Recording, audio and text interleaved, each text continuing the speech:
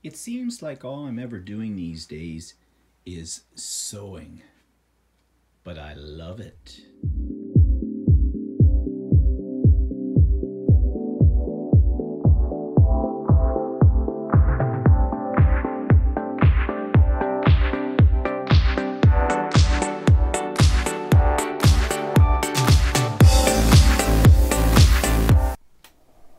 Good morning, everybody, and Happy New Year. And this is Stephen for Bland Designs, and this is my weekly vlog number 51 on January the 1st, 2018.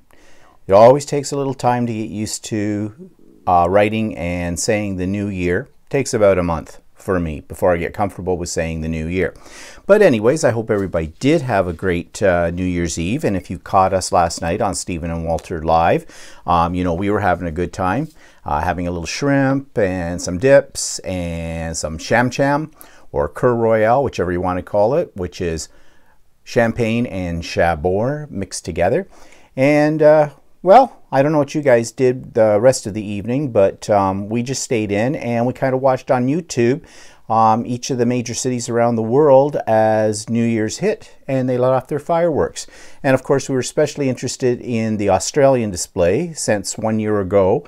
We were there for the actual event, as you know, and we like to look at London as well because London is one of our favorite cities in the world, and their fireworks display was spectacular as well. But anyways, that's what we did, and then midnight came, I went to bed, and Walter stayed up to who knows when, and he's still in bed right now. Not unusual. Anyway, so what's coming up in this new year? What have I been up to? Well, of course, I have been doing some more sewing, and I've been doing some quilting, machine quilting samples to get the feel for what they call it, free motion quilting, that kind of thing with your machine. Let me have a sip. And so what I did was I tried several different techniques, and I made samples as reference guides, and I'm actually quite happy with the way these are turning out. The first sample that I tried is this one. Now I serged all the way around the edges, and I finally rethreaded my serging machine, and I put it into a 3-thread overlock mode as opposed to the rolled hem.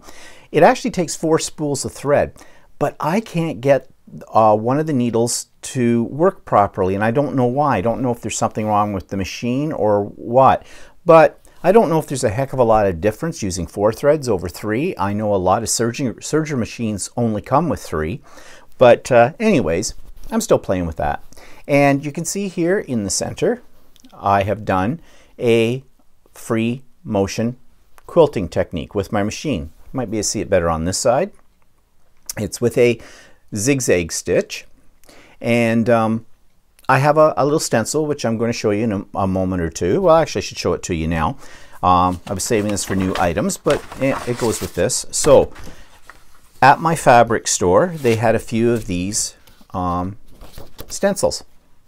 I bought this one, and that's the one that you see on this sample, and you just basically draw with a pen or a friction pen. I'm going to talk about friction pens in a bit, and just follow it in. Now I had to buy some special feet for my sewing machine to do this, and I'm going to talk about those a little later as well. And I bought this one the other day, and it's kind of neat. They didn't have much to choose from. They had a couple of Christmas ones and then these two. And I'm thinking that maybe I can adapt some of the many stencils that I already have that I use for mixed media and art journaling and use those as patterns for free motion quilting as well. I think it's called free motion quilting, or is it freehand? No, I think it's free motion machine quilting. Anyways, so I did this, and then I also tried my hand at just doing free motion just to get the feel, and so I did this piece. Now it's not very easy to see. I'll flip it over. Well, I don't think it's any easier on that side to see as well, but all the red lines you can see. Now this is rough. My curves are not very curvy. They're a little bit jagged. I'm trying to get the feel of the machine for all of this. But that's why I did these. It's just to play around and see what this is like, and until I get to a larger project. I also, that other stencil I showed you with the more geometric shapes, it's very hard to see on here, but you can see the white. I did that. I don't know if the side's any better. Not really. Again, I used a zigzag stitch. Now I do find you go through a lot of thread when you're doing this. I also think, I guess small is okay, but I would like maybe a thicker thread. I don't know, or maybe I saw some stuff the other day when I was buying thread called embroidery thread. I wonder if that would be better. So any of you out there who quilt, maybe you can give me some advice on what kind of thread to use for this kind of technique. And then yesterday afternoon, I did something called a matchstick quilting, which is just a grid, goes both ways. Again, I was trying out my walking foot that I just bought, and I did some stencil work here, well, sewn in the stencil, except you can see on the back, I couldn't see my marks. I didn't make them dark enough, so I kind of guessed where they all connected up, and it's a little jaggy and a little off, but you know, it's just, again, I'm just doing these to get the feel for doing this kind of thing. So that's what I've been up to. I did do a sewing project. As you know, I'm making all those bags, and then I said, got a loose thread on this. Okay, hope it doesn't all unravel. Whoa, where'd that thread come from? Just give me a second here before I show this to you. There's a thread that I need to get rid of that I didn't. Okay, where did the little sucker go? There it is. Yeah, some scissors here. And watch, the whole thing will unravel now. Hope not. Anyways, I've moved on. My next project was to make a craft apron. And it's very simple, but you saw it at the very beginning as the teaser. It's hard to show it to you. Throw it on my neck. But anyways, this is what it looks like. It's got a, whoa, makes me look like I'm wearing a tent. I made some pockets. Now these pockets, I don't know if I did them right, but they're my own device. I mean, I just basically made pockets like I'd make pockets if I was doing this in a scrapbook with paper. It is reversible. So this is what the other side looks like. It is very hard to show you the whole thing on here. Okay, but you get a better look at it in the teaser at the beginning of the video anyways. Here, just a second, I'll hide my face. I don't know if that's any better. But anyways, you get the idea. I might try another one at some point. I did make some mistakes on this. I had it, the two layers, there's two layers of material in this, and I had the two layers all sewn together. And you know, stupid me, I thought I was smarter than the instructions. And what ended up happening was I had it inside out like it said, but I left all the straps on the outside. So not thinking that when you have to turn it inside out, you want to have those straps inside like a bag and pull it out, and then your straps are outside. Otherwise they're sewn into the inside of the apron. And that's exactly what I did. I sewed them inside the apron. So I had to get out my seam ripper, and ripping away I went. And you know something weird? I think I've said this before. I kind of like seam ripping. I find it kind of relaxing. I don't know why. But I mean, I don't really want to make every project that I have to rip out and re-sew again either. So, but anyways, I lived through that. I learned, and that's what's important. Okay, so also, it's that time of the year to set up my new weekly, yearly agenda. I had bought this one some time ago in preparation for this. I always have an agenda open on my desk so I can keep track of what I'm doing each and every day.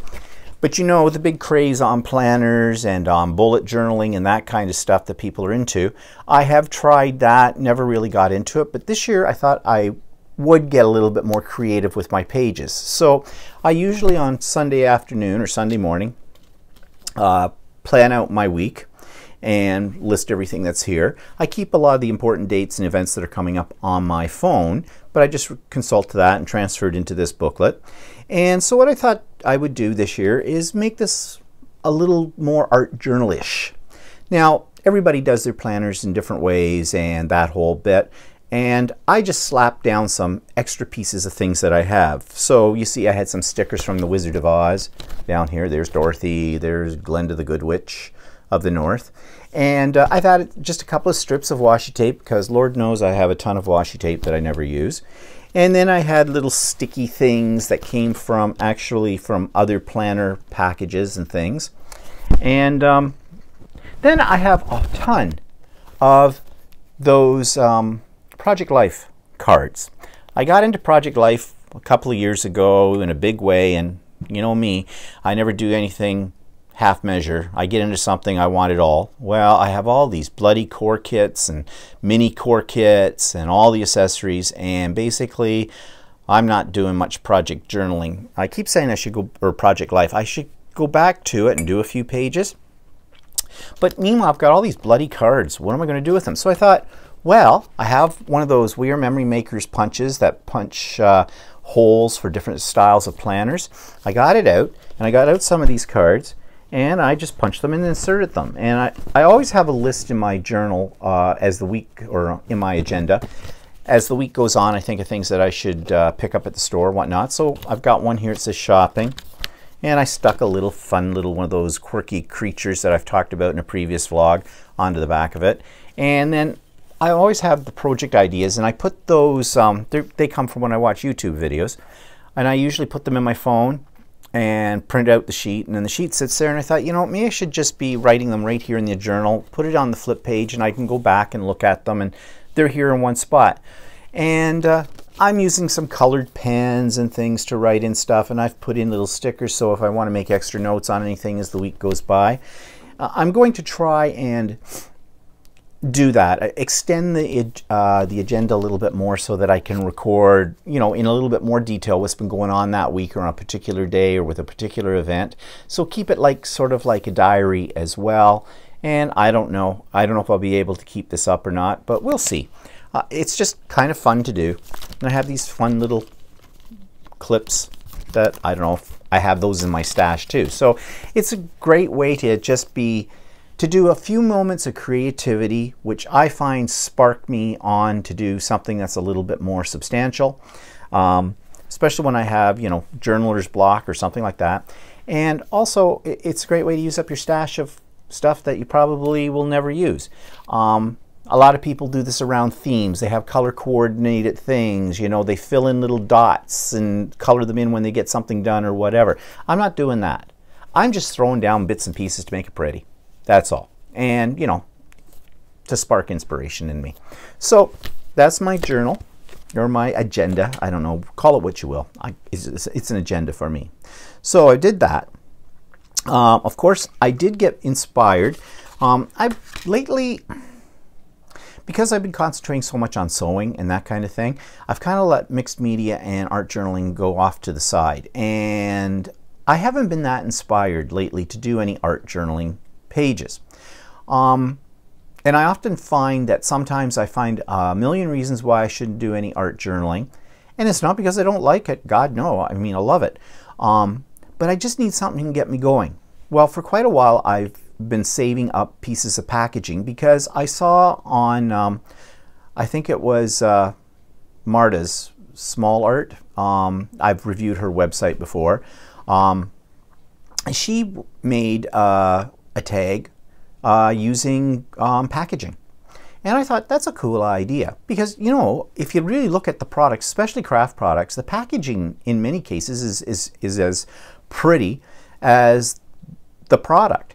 So I've been keeping a little stash of these, and the stash is getting kind of big with the intent of doing a tag or something like that. So I got them out Saturday morning and just started working, and I have the link to that video below so you can check that out. But here was my final product, and I'm really pleased with it. And once I got going, I got my mojo back, I guess. I got inspired. So check out that video because I am proud of what I did with this. And this is all, the background is all packaging pieces in there. So it's a good way to recycle as well if you're into that kind of thing. But anyways, that was fun to do. Okay, so let's move on to YouTube channel of the week. Sorry, this one's going to be about sewing again. It's a company called the Sparrow Quilt Company, and they are actually a Canadian company out in Edmonton, out in Western Canada. And the reason I discovered them is because I ordered some seam guide and quilting guide rulers that looked really kind of unique. Not particularly cheap. I think I'm paying over $80 Canadian for what I'm getting, but they look like they're going to be really useful. But as I was looking at their website, I saw their videos, I went to their YouTube channel, excuse me, and if you're into sewing, if you're into quilting, they've got some really neat inspirational ideas and equipment. So here, check out the YouTube channel.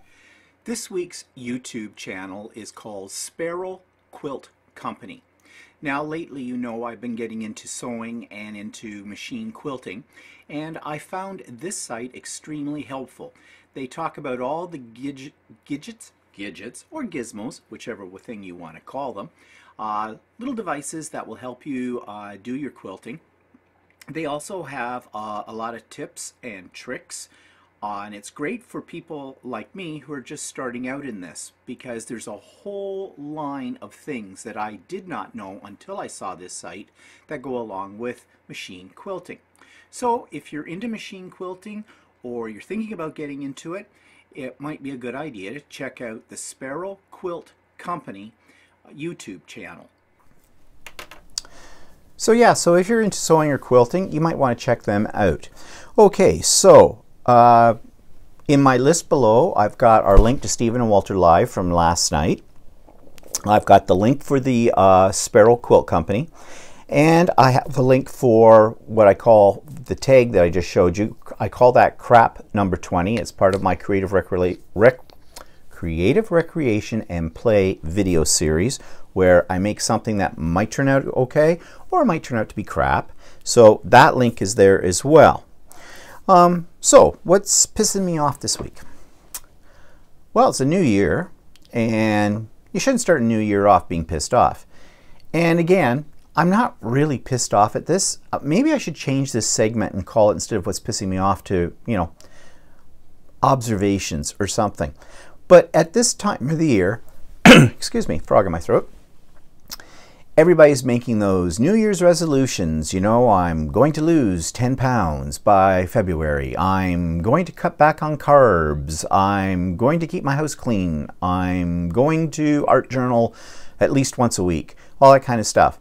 And I don't know about you, but I know I don't make resolutions because I can't keep them. I never like to make promises to myself or to somebody else that I can't keep.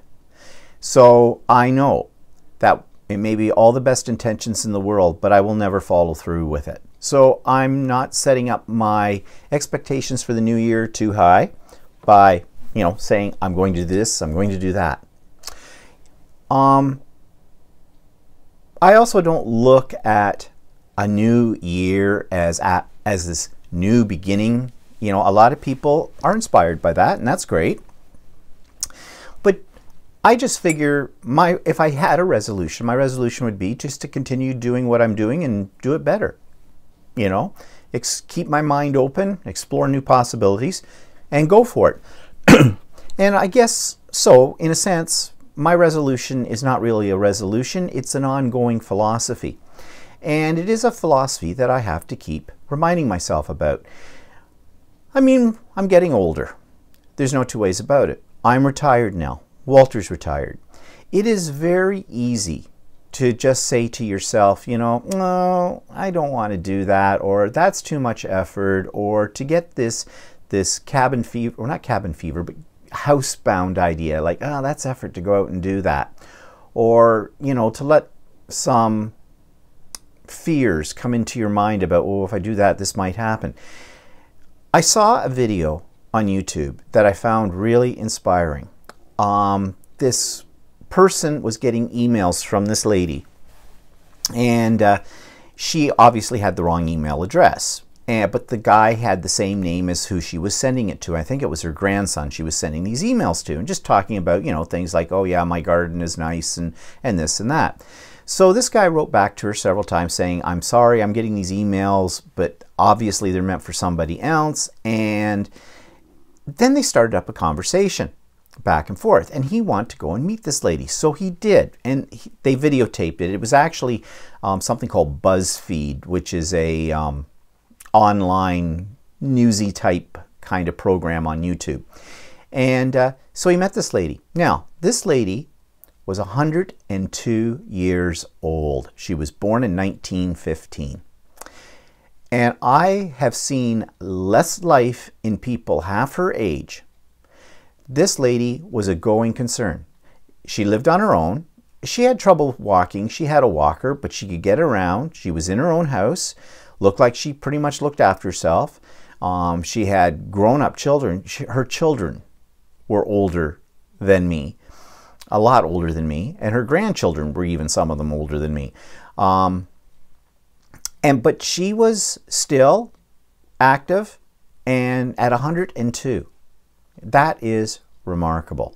And I found that really inspiring, because I think the thing with this lady, and why she has lasted so long, besides the fact she must have good genes and reasonably good health, is probably attitude. Attitude is that I might be older, it doesn't mean I have to stop. I might slow down a bit, but I don't have to stop. I don't have to give in to old age. There's always something new and exciting around the corner that you could be learning, you could be doing, and whatnot. And I think that's what keeps people going. So to bring it back to New Year's resolutions, if I had a New Year's resolution, my New Year's resolution would be not to let my mind get old. In other words, keep it going, keep exploring new ideas, keep trying new things. Some things may be a success, some things may not be so successful, but that's how you learn, and go with it and just keep on going. Never say never. And so that's my resolution. Since I don't make resolutions, but that's my resolution, is just to keep going. Because once you stop, what's the alternative? Think about it. Okay, so I'm hoping that if you are a person who makes resolutions, that you're able to keep the resolutions. If you're like me, you don't make resolutions, just keep going. Because life just keeps on going. And again, what's the alternative? Okay, off the soapbox. So I'm not really pissed off at anything right now. Yeah, maybe there's always next week. Okay, so excuse me again. Technique tips, product review, new stuff. Okay, well, you heard the sad story of the iPhone that I washed. I'm pretty sure I mentioned that. I need to look at my notes from last week. But anyways, I talked about it for sure last night on Stephen and Walter Live. And if you haven't seen that yet, just quickly, I threw my jeans in the wash. I forgot to check my pockets. My cell phone was in there. The rest is history. So we bought new iPhones, and I got an iPhone 10, and it was very pricey because we buy them outright. But I love my iPhone 10. I really, really do. What's that little thing flashing? No, it's not now. Anyways, in a way, it was an expensive lesson to learn. Don't wash your cell phone. But on the other hand, I had kind of wanted a new cell phone.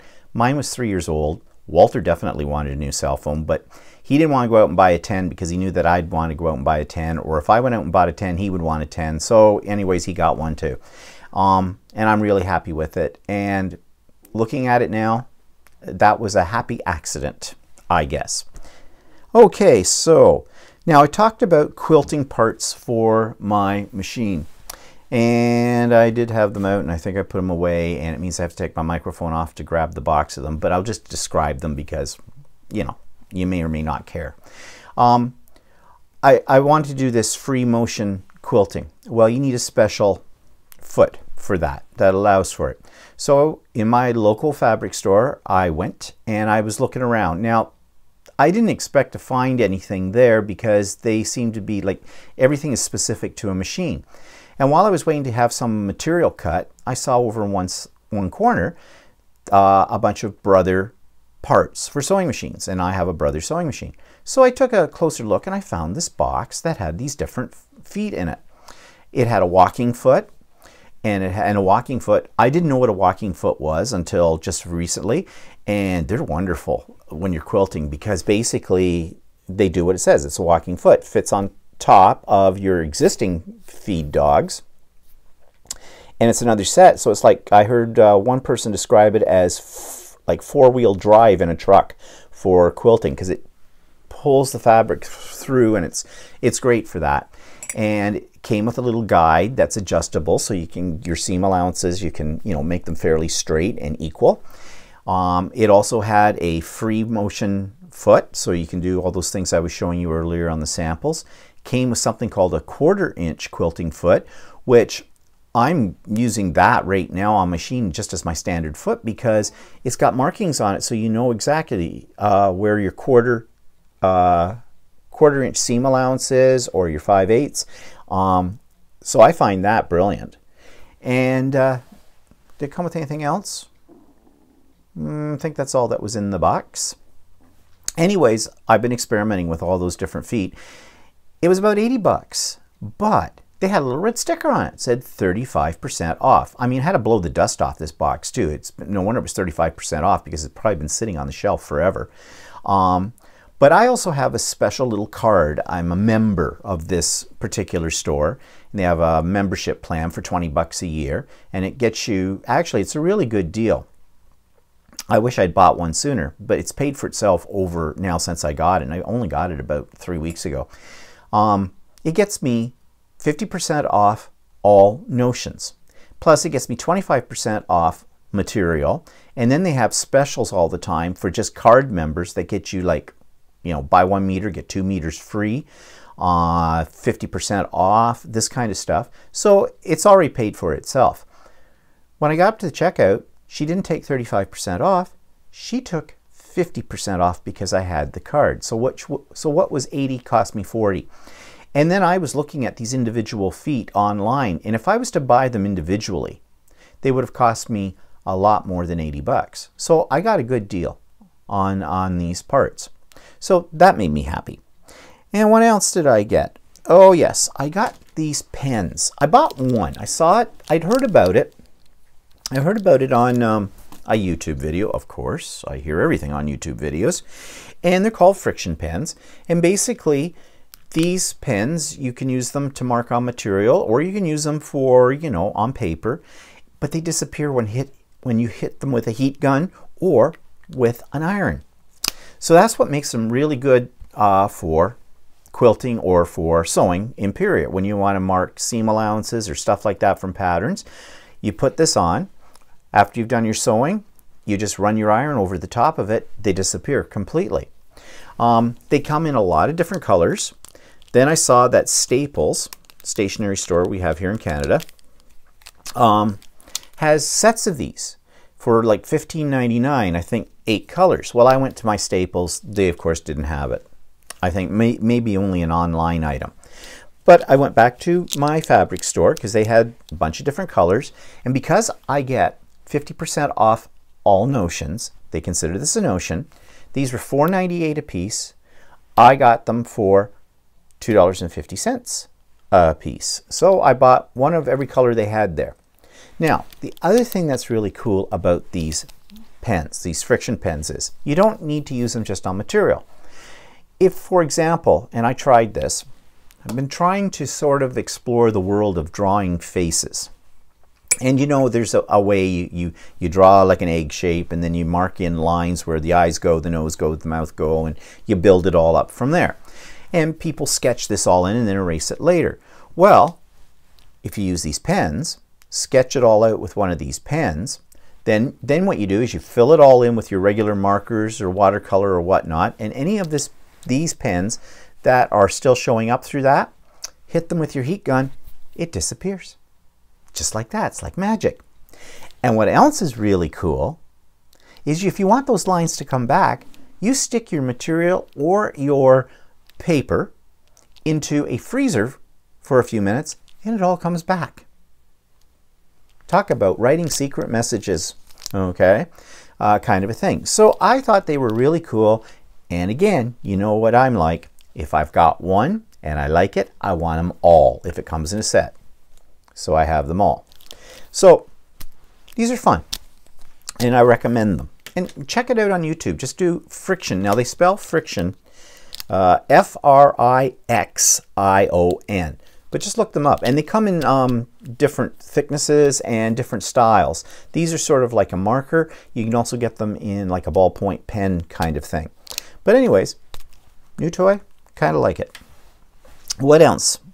Speaking of new toys. Oh yeah, so you buy a new cell phone and then you decide there's other things you need. You know, you need a case. I got a case. But then we were talking, and of course the iPhones have Bluetooth capabilities, so do my iPads and everything like that.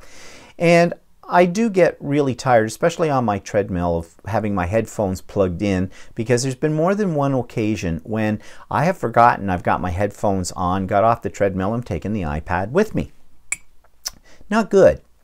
So I thought, well, maybe I should get a pair of Bluetooth headphones. So, you know, they're wireless. And the iPhone 10, well, other iPhones too, work with that kind of technology. I also thought it would be great when we travel, because then I don't have to worry about the wires, like on an airplane kind of a thing. You know, you bring your own headphones, plug them in. Of course, then I got thinking about it. On airplanes, they don't use Bluetooth technology. You have to actually plug them in. But if I was watching something on my iPad, I could use them. And then like I always sit on an aisle seat, so, you know, the other two people in the same row as me, there's always somebody that has to get up 1,000 times to go to the bathroom, and I have to unplug to get up and all that kind of stuff. And it would just be easier just to stand up, don't have to worry about it. And Walter was thinking the same thing. So we went on Boxing Day, was it Boxing Day? Day after Boxing Day, at the mall, and we got looking around. Now you can pay a lot of money for Bluetooth headphones. A lot of money, like 300 bucks, and I wasn't prepared to spend that kind of money on it. But we found a set of Sony ones on sale, $20 off. They were regularly $79.99. They were marked down to $59.99. So we thought we'd take a chance. Well, they're great. I love them. They connect right up, and I don't have to worry about plugging anything in, and so these are great. So yeah, you know, another toy. But I'm all about toys. Let's see. Told you about the friction pens. Oh, what else? Oh yeah, this bottle of stuff. I ordered it on Amazon. I don't know, you can probably get it in stores in the States. I heard about it on Barb Owen's YouTube station. I've talked about Barb Owen before. It's basically a starch, but it's called The Best Press, the Clear Starch and Sizing Alternative. It's supposed to be eco-friendly or whatever. So I bought a big bottle of it because Barb recommends it. I put it in a smaller, I put amount of it in a smaller spray bottle and use it that way. But I tried it out. Apparently quilters like this stuff, and I can see why. It stiffens up your material, which makes it easier for when you're doing the quilting and everything like that.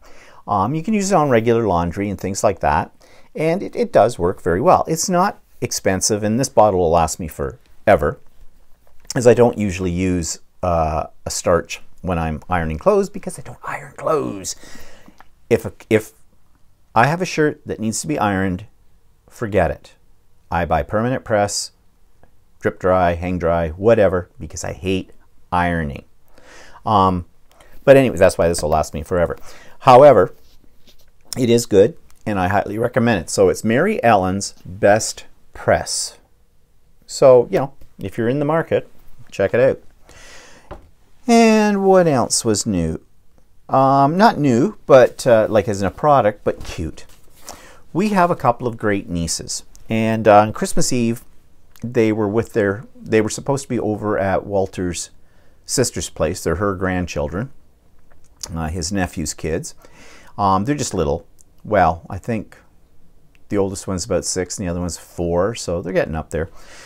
But they went home before we got there on Christmas Eve because there was a big storm coming, and they live on the far side of Toronto, so they wanted to get home before that hit. That was Christmas Eve. So anyways, we didn't see them, but they had made us cards. And here are their cards. And this one was from Claire to me. And this one was from Claire to Walter. It was Claire that was making them. She's the older of the two. I'm not really sure what that is. We think it might be a candy cane.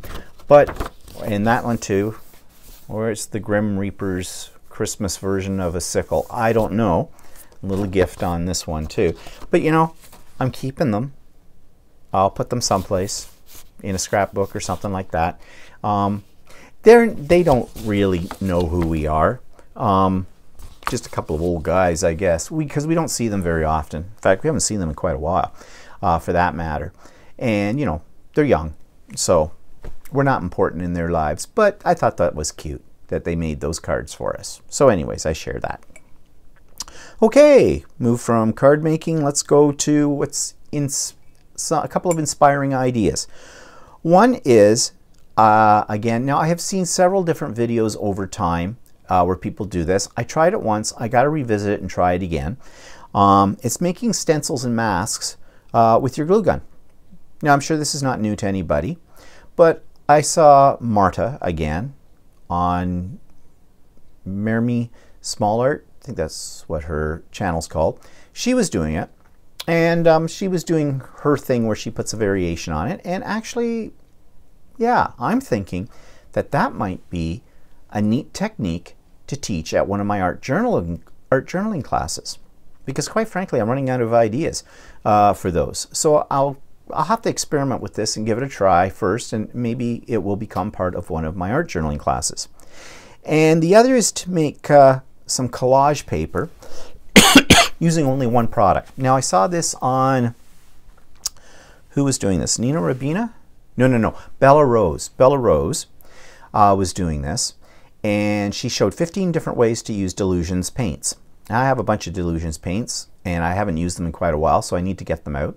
But I thought, yeah, oftentimes when I make collage papers, I'm using a whole lot of different products on it.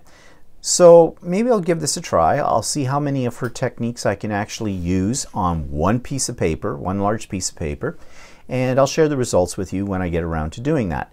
But sometimes I think we get so carried away with how many products we have, and we feel we have to use them all in one project, that sometimes we end up with a mess. Maybe simplify is an easier way. New Year's resolution, simplify your life. Use what you've got. Use it only once. I don't know, something like that. So I'm going to give those two ideas, I'm going to give a try at some point in time. And so what's been happening in the past week? Well, of course, New Year's Eve last night. Yep, we know all about that, so moving on. And I bought some more material. Oh, surprise me.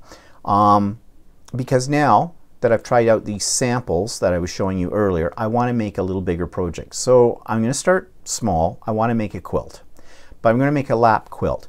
I just have to figure out how you piece triangles together, because now I want to put triangular pieces together in a pattern. And I did my own little experiment with that, and I put a seam allowance on it, but it didn't work. Geometry was never one of my best subjects in school.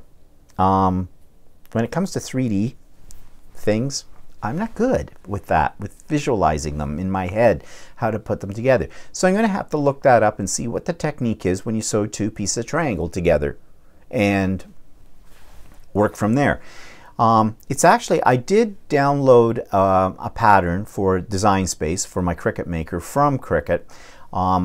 Paid like 10 bucks for this pattern, and it's a pattern actually to make a baby quilt, a baby's quilt, but I'm not making a baby's quilt, but I'm going to use the pattern on it with the material that I bought and do a lap quilt.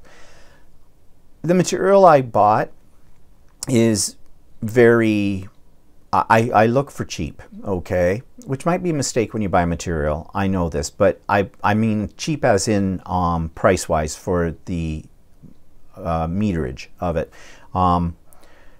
Because if I blow it, and I probably will at points, I didn't want to spend like something that's $26 a meter for this kind of thing. So I got a solid blue, and I got another blue that's sort of a, I don't know what you call it. It's kind of like my shirt, that kind of pattern in it. And that's what I'm going to do this quilt from. So I'll see how that turns out. So stay tuned. In a few weeks I'll be showing you my success or my failure with that. Okay, so that was the week. I can't think of anything else to tell you. I am playing with an idea. I do have a closed Facebook group that I set up for the people who are regulars in my art journaling class, where I could, keep them informed of when the next class would be, what we were doing, reminders of things like that. And I was going to share some tricks and tips and things like that. And there were 4 of us on that group. The other people, well, my classes aren't that big. They only have about 12 people in them. The other people, for one reason or another, are not really interested in that, or they don't do Facebook or that kind of stuff. I was sort of thinking of opening it up, excuse me, to, all of you. However, it might be redundant. I already share a lot of stuff through my vlogs on here and through my YouTube videos, and to be honest, I don't know what would make my Facebook page in this group any different from that. So I'm just putting that on hold for now, and maybe down the road, if I'll think of something that I can share there that's different from what I have in my YouTube videos and that kind of stuff, then maybe I'll use it for that. So that's about it. It's still cold here. We're covered in snow. Actually, it looks like, as I look out my window, it looks like it's kind of sunny today, which is nice. And we're 1 month away from getting on a plane and going off to Australia for 5 weeks. And we are excited about that and looking forward to that and everything. So I hope you had a good New Year's Eve. I hope you're having a good New Year's Day if you're watching this on New Year's Day. And have a great week. And we'll see you for Stephen and Walter Live next Sunday at 4:00 p.m. Eastern Standard Time. And I'll see you next week on my next vlog. And there might be a new video come up later this week about something. You never know. Talk to you later. Bye-bye.